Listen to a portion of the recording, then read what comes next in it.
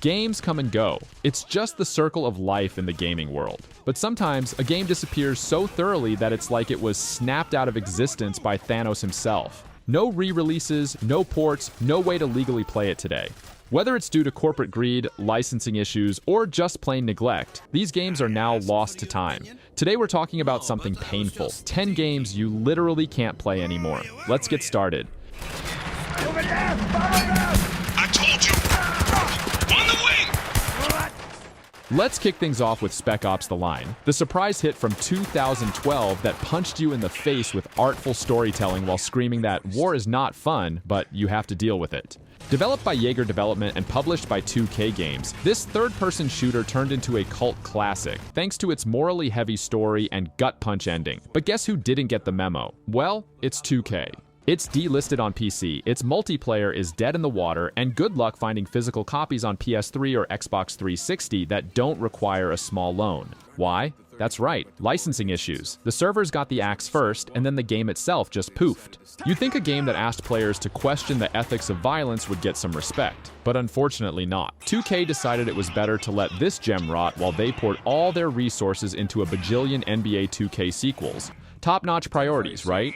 This one's a cultural loss. Spec Ops: The Line was a meaningful commentary on war delivered through the medium of gaming. And now the only way to play it is questionable secondhand copies, or, well, you didn't hear it from me, but there's always emulation and the infamous piracy. The community was furious, actually. Loads of people begged the publisher for a remaster or re-release, but instead they just gave us more microtransactions in NBA 2K, which is a really classic move nowadays, right?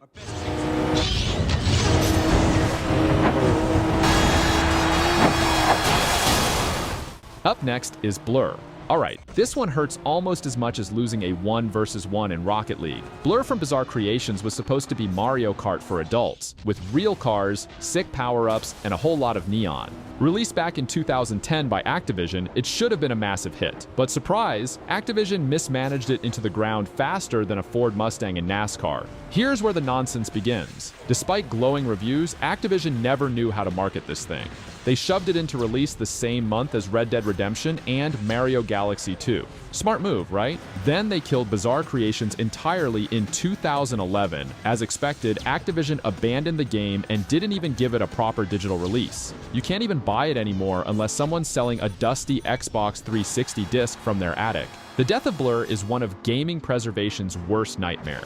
A game with such a unique concept should have been a long-term community favorite, but nope. Say goodbye to what could have been the Mario Kart killer. Petitions, YouTube videos, and even TikTok nostalgia reels of the neon racing action has been actually popping out on my feed from time to time. But let's face it, we won't be seeing this again because, you know, Activision was too busy counting billions from Call of Duty to care.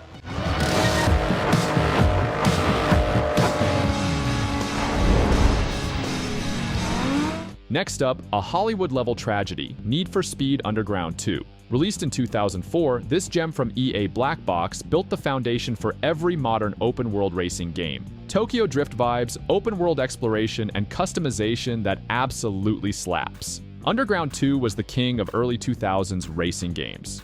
Guess what happens when your game is built on licensed cars, music tracks, and branding deals? Licensing hell. EA never even tried to renew the rights, let alone remaster this legend, and they're too busy making mediocre Battlefield games to care. I don't care what you say about Forza Horizon or Gran Turismo, nothing captures butter-smooth PS2 vibes like Underground 2. It didn't just define a genre, it set a vibe, an aesthetic. Now, racers looking for that fast and furious nostalgia have to dig through back alleys of torrent sites. The fan base is passionate, to say the least. There are endless petitions for a remaster, not to mention modding communities keeping the dream alive. Meanwhile, EA is probably sitting in its Scrooge McDuck money vault wondering who needs HD cars when you can release another annual FIFA instead. So, are you enjoying yourself yet? Immensely. Sure you're not bored? I've waited nearly 4 years for this chance. Next on the list is No One Lives Forever. This one is also a tragedy because it's stuck into something unexpected. No One Lives Forever by Monolith Productions was a brilliant first-person James Bond-esque spy caper. It was campy, hilarious, and critically acclaimed. The sequel, equally stellar. But the series has essentially been erased from history, thanks to the absolute chaos that is intellectual property limbo. So, How bad is it? Well, it was so bad that even the devs don't fully know who owns the rights. Between Activision, Warner Brothers, and 20th Century Fox, this thing is stuck in corporate purgatory. Nobody's stepping up to settle the dispute, and until they do, sorry, but no one is playing it. This loss is massive. No One Lives Forever was a cult classic, before games like Borderlands or even Overwatch leaned into their campy, self-aware humor. This owned that space. Trying to find a legal copy now is impossible unless you've got an eBay miracle worker. Fans have tried to bring it back themselves, but copyright laws keep slapping them down like a hammer and mallet mash tycoon. Oh wait, that doesn't exist. Anyway, it's yet another example of corporate indecision killing a classic. Cheers to that. Next up, we've got Shadowrun Chronicles Boston Lockdown. Never played it? Yeah, well, it's way too late now. Launched in 2015, this co-op tactical RPG was developed by Cliffhanger Productions and set in the beloved Shadowrun universe. The blend of cyberpunk and tabletop RPG mechanics promised so much potential. But spoiler alert, promises don't mean much when publishers are involved. This one's a mess. The game was always online, as in single player was online, multiplayer was online, everything was tethered to the servers. So you probably see where this is going. The servers shut down in 2018 and the game was yanked off Steam. No servers, no game. That's it. If you bought it, it's now just virtual confetti gathering dust in your library.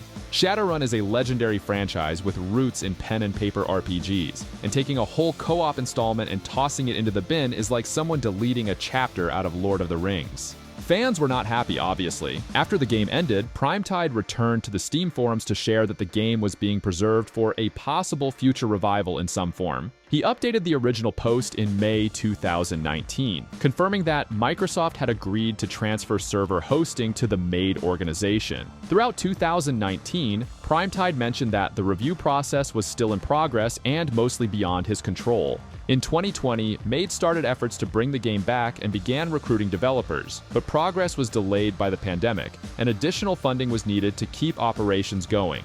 And yeah, as you can see right now, the fan base is still waiting to see if the game will be revived or if it has already been buried, while they remain hopeful after the previous announcements. Your mission on the Tirpitz was a success, BJ. She's at the bottom of the ocean. Thanks, but I'm more concerned about that medallion I found. Coming in next is the 2009 Wolfenstein, the forgotten middle child in the Wolfenstein series. Raven Software and Activision, back when they made more than just Call of Duty, had this one ready to mostly eat your hard drive back in 2009. It was a weird but relatively solid take on BJ Blazkowicz's Nazi smashing adventures. The tone is campy, the gameplay is fun, if not groundbreaking. But Activision managed to tank its own game. A lackluster marketing campaign buried it, while corporate oversight saw it locked onto PC and ancient consoles right before the next-gen wave hit. Worse, backwards compatibility, never heard of her.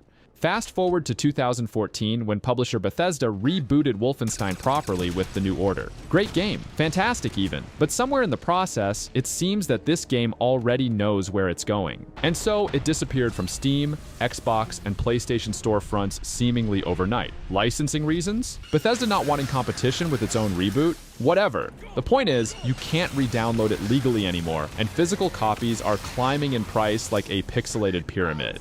Between the OG Wolfenstein 3D and the newer titles, this game's weird story and aesthetics deserve something. Unfortunately, Activision has never met a bad decision it didn't immediately dive into.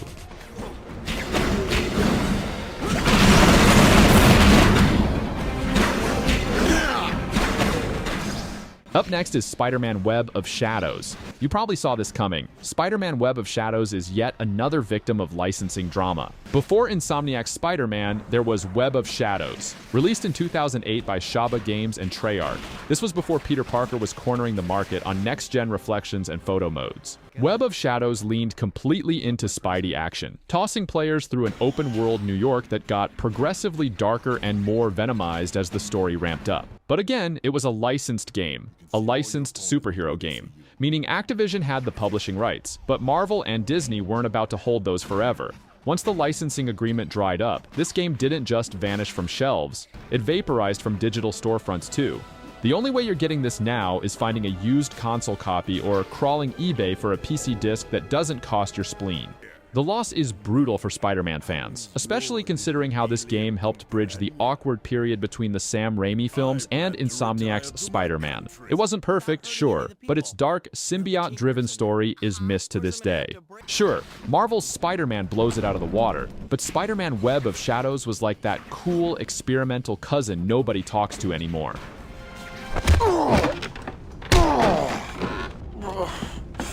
Hey, that's enough, kid. We can't dance around here all night. Coming in next is The Godfather. This game may not have been a Citizen Kane of gaming, but it was special in its own mobstery way. Developed by EA Redwood Shores, which eventually became Visceral Games, this open-world adaptation let you step into the Corleone family's shoes, all while bribing cops and throwing fools out of windows. What's not to love? And again, we're talking about an EA game here, so you already know what's coming. Yes, license issues again and again and again. EA's contract with Paramount expired, taking both The Godfather and its not as solid but still decent sequel off the market. That's it. No remakes, re-releases, or digital availability. When EA abandoned the Corleones, they really abandoned them. For those who have no idea, The Godfather filled a niche void of Mafia games. Before Mafia 2 came out, this was essentially what you had. Fan support is practically non-existent now. Not because people don't love it, but because EA has moved on. They're too busy milking FIFA players to care about some dusty old mobsters. I personally played this game, and while this has flaws, like most of the games, I think The Godfather should also be experienced by new generation gamers.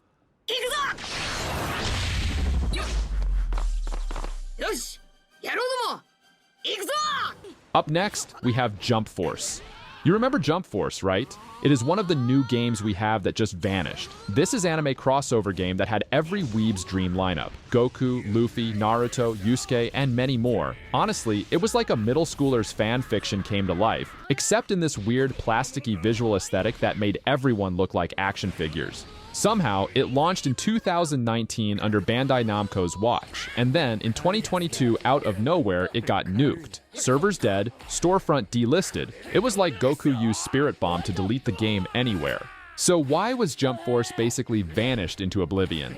Similar to the other games on this list, it was all about the licensing. When Bandai saw the bills piling up, they apparently decided it was better to send your favorite anime heroes into the Shadow Realm.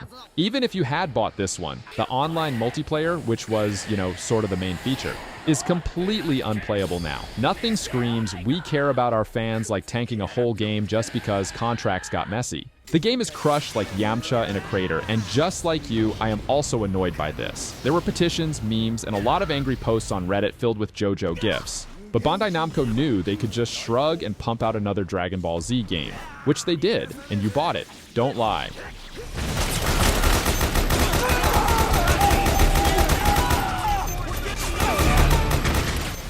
And finally, we have Metal Gear Solid 4. Hideo Kojima's swan song for Solid Snake dropped in 2008 exclusively for the PS3, and good lord, what a game. It tied up every loose thread, served some emotional gut punches, and was basically a masterclass in cinematic storytelling in gaming. Say what you want about that 45-minute cutscene at the end. It was a Kojima flex, and we were here for it. But here's the problem. You can only play it on the PS3. Sony has locked this absolute legendary title onto a piece of hardware that's officially dead. No PS4 or PS5 remaster. No PC port. Nothing. It's as if Konami and Sony had a secret meeting on how to make this game inaccessible in the future. We're living in an era where Skyrim has been ported to toasters, yet Metal Gear Solid 4 remains stranded on outdated hardware. Even if you own a PS3, the physical copies are hard to come by, and digital availability, forget about it. Gamers have demanded ports for over a decade, but Konami seems too busy trying to gaslight us with the idea of other games from their company. However, if you're hoping to play this badass again, there's a rumor leaked about an upcoming remaster of the game. But again, these are just rumors and no confirmation from the developer. So there you have it. Honestly, it's infuriating how easily publishers can just wipe games off the face of the earth. Like, they expect us to sink hours into these worlds and then, poof, they're gone. No preservation, no care, just corporate nonsense. But hey, it doesn't mean gamers ever go down without a fight. We've got memes, we've got petitions, we've got shady Reddit threads telling us how to pirate these games back into existence. Smash that like button if this list hit you right in the nostalgia. Thanks for watching, and see you in the next one.